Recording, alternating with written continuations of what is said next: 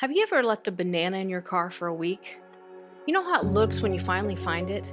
Brown, mushy, smelling like a science experiment gone wrong.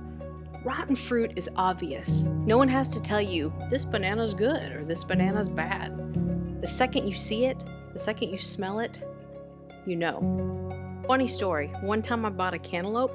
I didn't think it was that old, but overnight I heard this pop sound. The next morning I walked out to my living room and it smelled like rotten cantaloupe juice. The thing had exploded. I guess the gases built up inside and it was older than I thought it was. The smell was unbearable until I cleaned everything up. And that's the thing about rotten fruit. It doesn't just sit quietly. It spreads, it stinks, and it affects everything around it. In Matthew 7, Jesus gave us a quick litmus test on how to decipher whether someone or someone's actions are good or bad. He said in Matthew 7:16, "You will know them by their fruits." Just like you can tell a rotten banana from a good one, or a rotten cantaloupe by the explosion, you can tell that someone is good by the fruit they produce. And you can tell if something is good by the fruit it produces. My friend Heather always says we're supposed to be fruit inspectors. But what is fruit? The Bible says in Galatians 5:22 and 23, "The fruit of the Spirit is love, joy, peace, patience, kindness, goodness, faithfulness, gentleness, and self-control." If a person or their actions are producing these things, it's good fruit.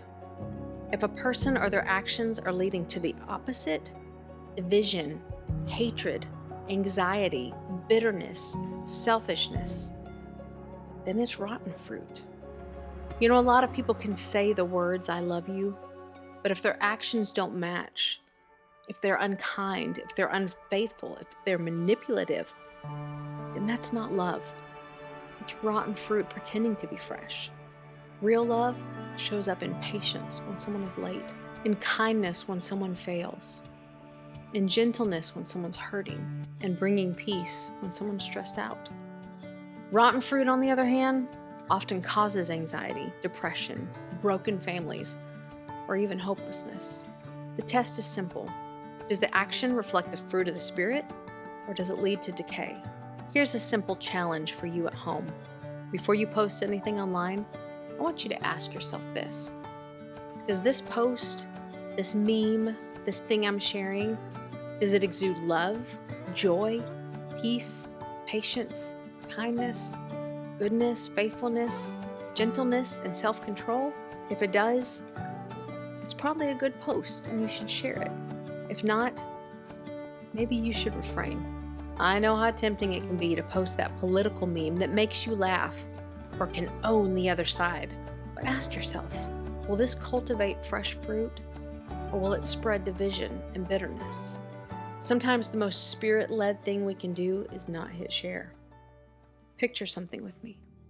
You're lying on your deathbed.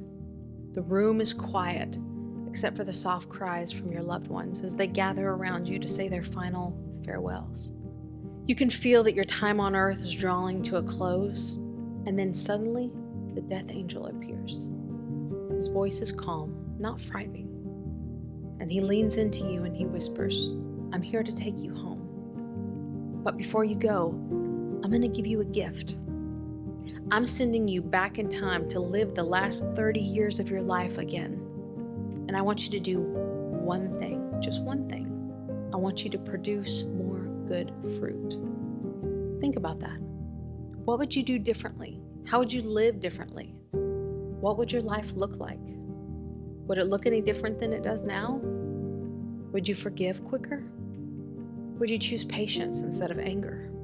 Would you spend more time loving the people around you rather than chasing the fleeting things of this world?